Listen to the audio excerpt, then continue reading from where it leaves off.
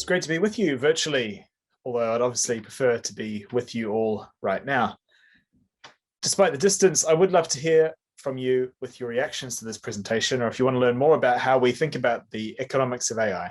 Just get in touch. My email address is there on the screen, and I'd be happy to discuss further.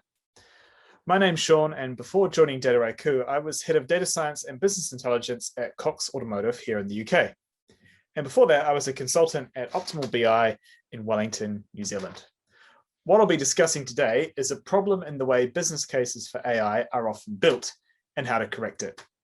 We see organizations do this often, and part of their journey with us is to move beyond the kind of thinking that I'll critique here. It's worth noting from the outset, there's nothing proprietary to Dataiku in this presentation, so if the ideas do resonate and are helpful, please use them whether you're a customer or not. So having just said this won't be about Dataiku, I do want to make sure you know who we are, which is a leader in the Gartner Magic Quadrant for the second year running for data science and machine learning platforms. We have customers of many sizes, including household names across different industries and parts of the world, and we have a rapidly growing presence in Asia Pacific too. If you would like to know more about the reasons Gartner named us leader, you can get a free copy of the 2021 report on our website or ping me afterwards. Okay, so what's this problem that we see with conventional business cases for AI? Well, if you think about it, it can take an awful lot of convincing your stakeholders to invest in an AI initiative. Think about all of the people and technology you need to account for, and pretty quickly the costs can add up past $1 million if you're going from a standing start. And because of those really high upfront costs, you have to sell some really high value use cases to the business to get their backing. Maybe you can use AI to radically improve personalization of recommendations on your website, increasing average order size and so increasing revenue. Or perhaps with a smarter approach to fraud detection, you can significantly reduce losses in your e-commerce operations. Or any one of the other specific use cases on the screen there. They could be really high value in your context. But what this means is that your whole initiative is like a highly leveraged loan.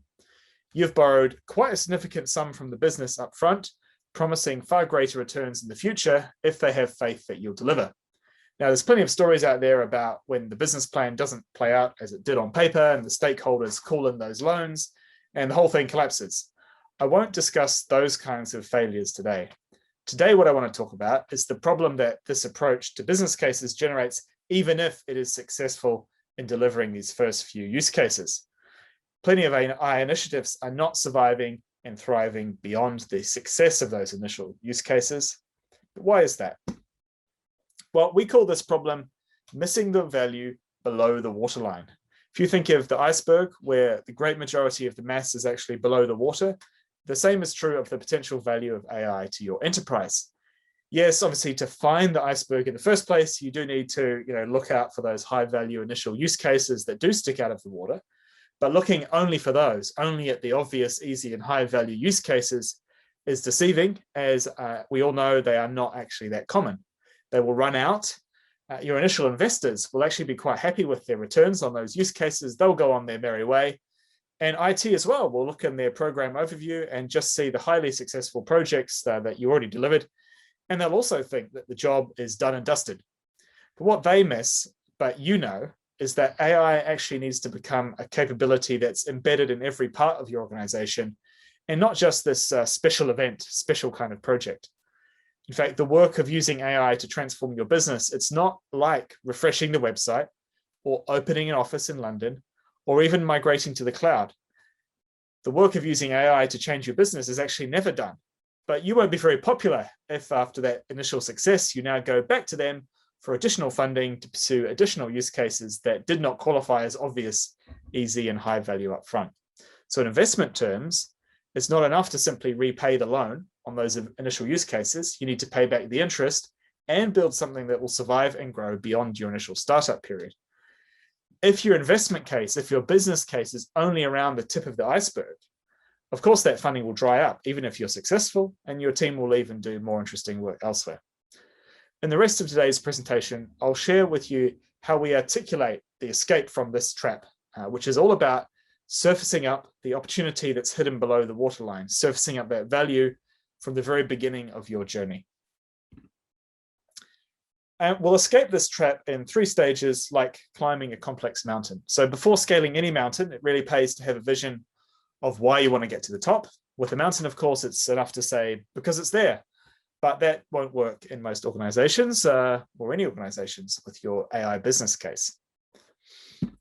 So we believe that an enterprise AI initiative should set the lofty goal of scaling to augment and optimize processes everywhere in your organization, not just specific use cases.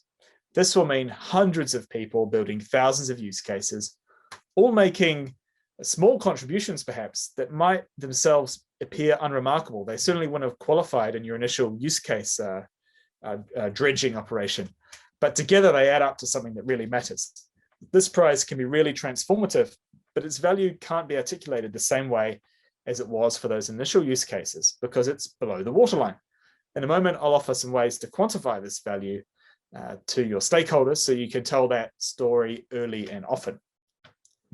Okay, once you know why you want to get to the top of a mountain, you obviously need to start somewhere and run hard and fast at those early use cases that form the tip of the iceberg and deliver them successfully. I won't discuss this stage further today because really most people are doing this well enough. I'll say that the reason we say remove friction here is that you want maximum momentum from those initial use cases as you try and push up the mountain. So the focus today is on building business cases that will outlive those initial use cases. That momentum will run out and you need something to keep propelling you. As I hinted in my opening, initial success, even wild success, doesn't guarantee lasting success with AI. Exhausting as those use cases would to deliver initially, they won't propel you all the way to that transformational goal at the top of the mountain of realizing AI at scale. And that's because the higher you get up the mountain, the conditions change. So you need to keep maintaining the use cases that were already delivered, even though the world is changing. And then for new work, for new use cases, you're actually pushing further into the unknown, which inevitably exposes you to much greater risk. What if you suddenly change cloud provider? What if 2 competitors merge and customer behavior in your market changes significantly? What if a global pandemic hits every single time series you use in forecasting, which is something that has happened to many of us in 2020?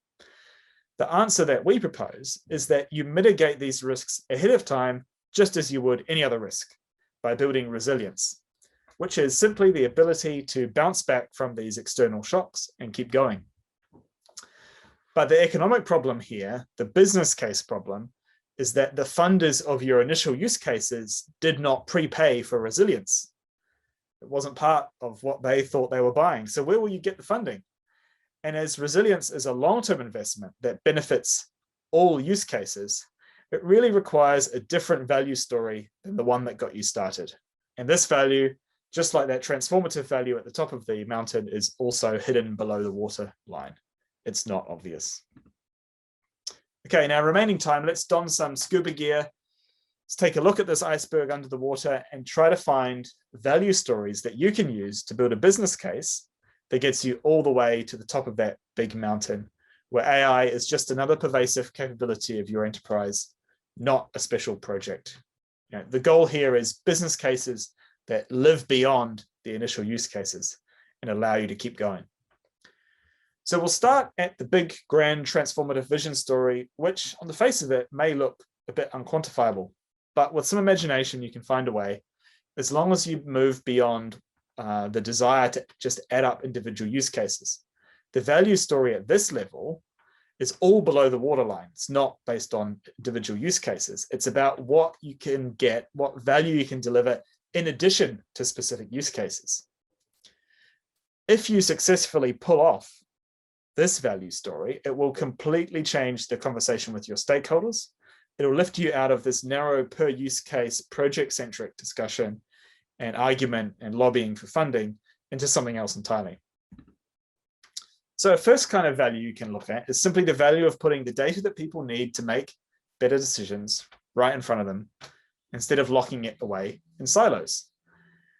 If you think about how much businesses accelerated their digitization in 2020, and it's not going to slow down, it's becoming even more obvious that data from one silo, one part of the business, is not really that useful by itself. And without data from other parts of the business, other silos, decision-making across silos will become increasingly paralyzed. So what you can do is take a common decision that your organization makes today, maybe quarterly forecasting, something that happens relatively frequently and relies on this coordination across silos, and actually do a small case study on how much faster that decision could be made if the necessary data was available to all those around the table to start with. Multiply that speed up by the number of such decisions made across silos, which should be a significant number, and then you have a rough order of magnitude estimate of the value of realizing AI at scale. So that's one way to quantify one sort of value story about pervasive enterprise AI. Another value story you can build, particularly useful if you spend a lot on technical resources like engineers and researchers, is about innovation. Many pharma companies, for example, have highly specialized teams handling specific parts of their innovation funnel. And in financial services, we often see people start up innovation labs in banks. Now, the problem with sequestering away innovation from the rest of the business is that you massively reduce the diversity of perspectives that you can bring to bear on a given problem. So you can actually quantify this under the waterline value by understanding the prior history of innovations in your business. Those big things that changed the business for the better, that generated a ton more value, where did they actually come from? And what kind of value did they unlock? And the chances are many of these actually came from the so-called shop floor, not from dedicated innovation teams. So find these stories about the past that will naturally resonate, try to quantify the value that they generated. And then what you can do is tell a story about how, well, if we could give everyone a lot of time back in their day, how many more of those kinds of innovations could we get per year? And a final idea is something you'll probably have to own and drive as a data leader, avoiding the temptation to use complicated technical concepts and language to really make a quite profound point about below the waterline value. So if AI becomes a pervasive way of solving problems and generating value across your organization, that is, if it becomes fully democratized, you will change the way everyone works. So imagine if everyone could access any data from any silo, find an innovation in the course of their daily work, as I was just talking about, and share that as a reusable building block with anyone else, including senior management. That would in itself radically improve coordination of activities across your organization and do away immediately with dozens of committees, forums, and steering groups of sometimes disengaged stakeholders who don't really want to be there but feel that they must. Try to estimate how much time different personas from management all the way down to the troops on the shop floor spend on such meetings, and then ask them what additional value they would create if you could give them back a day a week. So we've seen some of our customers do this. It's definitely possible, and it really gets the rest of the business interested in what you're proposing, because then they can think, their mind races with all the great things they could do with that day a week that they might get back. So there's 3 ideas for how to quantify under the waterline value to build a business case that will get you all the way to the top of the mountain. What about this danger zone in between that I highlighted before? So after the energizing success of those initial high value use cases, but before you reach the organization-wide transformation, there's this danger zone in between. As I mentioned before, building value stories here is tricky because it's all about mitigating risk. Let's face it, that's not a naturally energizing subject for most people. Furthermore, the economic problem is that investment in resilience, right, to handle these risks, it doesn't pay off in the same way as use cases. Building resilience prepares you for shocks and challenges that you actually hope won't happen. So our overall recommendation here is to reframe resilience away from being this expensive add-on that slows you down with negative connotations. And here's some ideas on how you can do that. The first under the waterline value to focus on here is resilience to technology change. Whether you're migrating data from an on-premise warehouse to Snowflake or changing public clouds, you must assume from the outset that the ground underneath you, that infrastructure, will shift constantly. Obviously, it ideally won't happen during the course of those initial use cases, which is all about, at that point, getting to value as quickly as possible. But soon after then, something about your technology environment will change. And the risk and the cost here is in tying your AI initiative too closely to any single way of doing things. But all of this sounds really bad. It's not an attractive message for your stakeholders to talk about these risks and these things that you hope won't happen, but you know that they will. Instead, you want to build up the value of agility in the face of this change, this inevitable change. So what if by building resilience, you actually freed the hands of those other people to make the infrastructure choices that will achieve their objectives?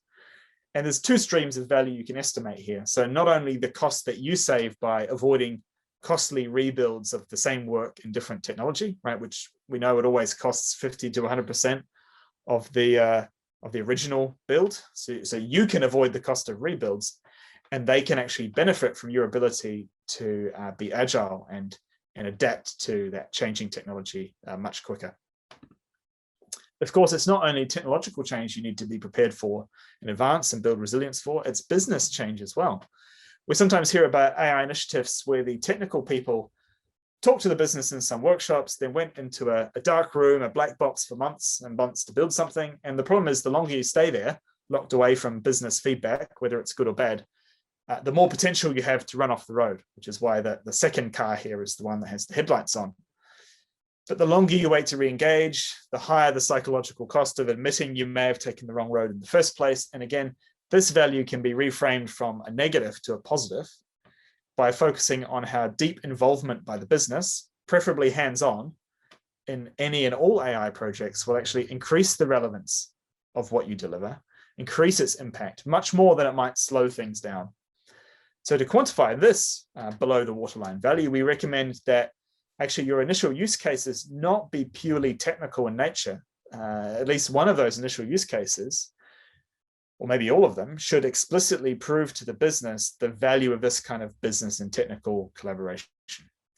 And from that, you'll directly be able to better estimate the value of this kind of resilience. And the last one here, maybe not something you'd naturally include in business case, but it's increasingly on the agenda, something organizations are worried about. The more you use AI, the more you are delegating decisions to these models that you've built. And sometimes they go wrong, like any technology. When they do, the headlines look pretty bad for those who let this happen. And those events, they might be low in probability, but they're very high in bottom line impact. If you get fined or your name is dragged through the press alongside some really unflattering clip art of killer robots, algorithms gone mad.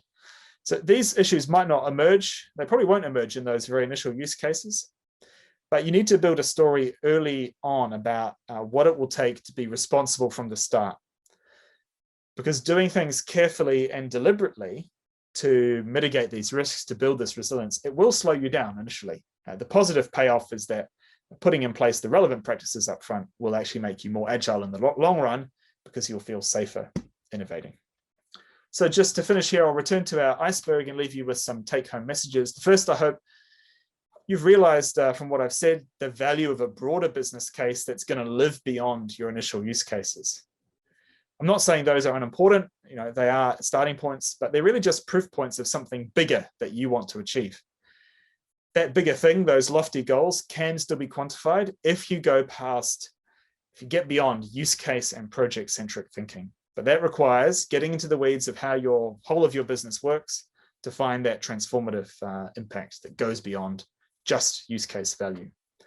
And third, to avoid being shouted out of the room for raising the risks of AI and the need for resilience after you've already started, raise it early by reframing risk mitigation as kind of superpowers that actually increase your agility, increase your ability to find value quickly and adapt.